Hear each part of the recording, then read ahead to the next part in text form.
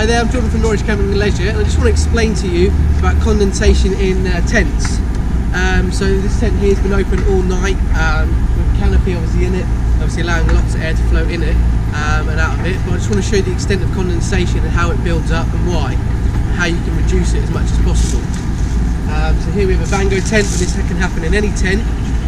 Obviously reduces more with a poly cotton tent because the material is breathable, allowing for the air to sort of flow out of it and reduce condensation. But we can get this with the polyester tents, and I'll show you where and how it builds up. So in the canopy area here, this has obviously been open all the time. As you can see, absolutely loads of water coming off there, and it'll be the same in here as well.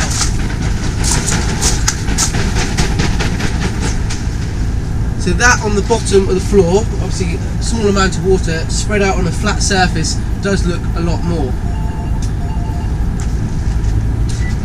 Condensation, it builds up when the hot air on the inside of the tent hits the cold air on the outside and causes condensation between the layers, and then that's why you'll get a lot of condensation on top of this surface here. If it does rain, that is exactly the same, because you get the cold water on the top, hits the hot air, and that causes condensation. So 99% of the time the tent isn't leaking, it is condensation, because if you look at all your seams, they are all taped.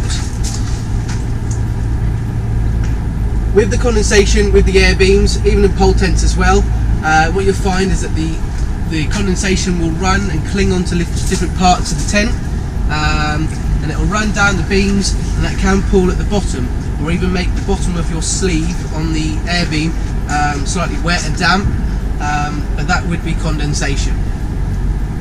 The best way of describing it is if you take a nice cold beer out of the fridge on a hot summer's day, put it on the table, the actual bottle sweats and drips with condensation. They say overnight one person can exhale about a pint of condensation a night. So obviously if we had 4 people sleeping in this tent, that would be a lot of condensation, and if you were to spread that water out in the tent, that would look a large amount. But obviously the best thing to do is sort of take a towel with you just and keep it as dry as possible.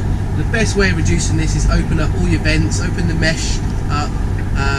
All the brands are putting these mesh panels into their tents, making the vents as big as possible to reduce condensation. So you'll see points underneath the windows and meshes on the doors and different things like that. So they're the key things to look out for. Condensation like this, obviously you don't want to really touch the top of it, but obviously you can clean the windows. But obviously you just need to sort of let it air out, let it dry out, and pack it away dry so it doesn't go away mouldy. But if you have any more questions or want to email us, obviously feel free to give us a call. But obviously condensation is a hard thing, but reducing it is by opening all the doors, the windows, allowing as much air in here as possible to allow it to vent out and obviously dry as well. Thanks for watching this video.